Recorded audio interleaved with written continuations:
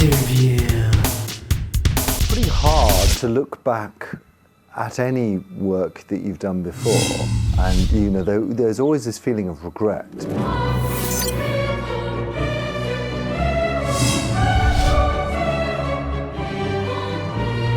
You start off with this grand vision, and you know this time we're going to do it right, and this time we're going to work smart, and we're not going to over-promise and under-deliver, and all of those things. And you know, when you're developing a game, and especially when you're developing such a big game as Fable, it's easy to make a lot of mistakes. And I look back at Fable II, and firstly there's this one thing which is, when I learnt it, I just became incredibly sad, was that more than half the people who played Fable II actually used only about half the features of the game.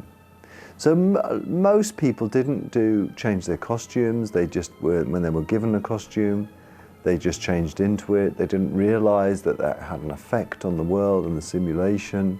The simulation itself, you know, because we didn't kind of expose it to players, it wasn't, you know, they didn't realize the consequences of going and slaughtering all the people in Oakvale.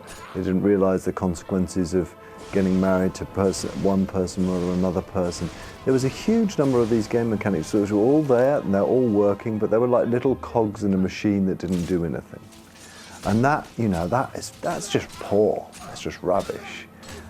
On top of that, there's another huge portion of the game was the GUI, the 2D GUI. You know, collecting things in role-playing games are very important. It's a really core part of what role-playing games are.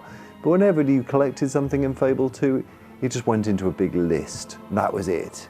You didn't feel, hey, I've got that stuff. Hey, this stuff is important to me because of this reason or that reason. Hey, I can use this thing with that thing.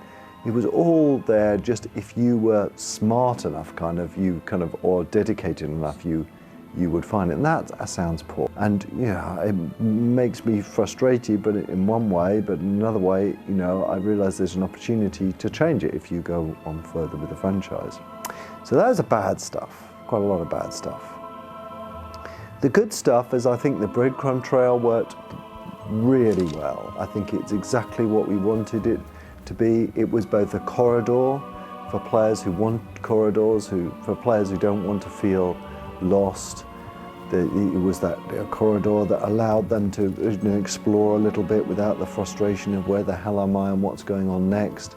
I think it really worked well if you hadn't played Fable for a couple of days and you came back and thought, now where was I supposed to go? Oh, you just follow the breadcrumb trail. So that worked really well. I think the dog worked really well. I think people just emotionally a lot of people got connected with their dog.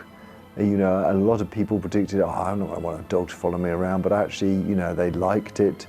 It was an emotional, you know, part of the game, and he was very charming. I think, you know, we could do things better for sure, but you know, that kind of worked well. I think some of the choices in the game were good. Some of the choices in the game were still a little bit on the cheesy side or bad. I think the drama and the story, a lot of the times in the story, we kind of relied on the fact of you being totally immersed and understanding what was going on, and characters. I think some of the cinematics needed, you know, a lot of improving. You know, so Fable 2 was a sort of this big pot of things, some of which were good, some of which were not so good. God, I can't begin to tell you what it's like to get reviews from in magazines and on websites, because it's kind of like getting a school report, but 100 million times more important.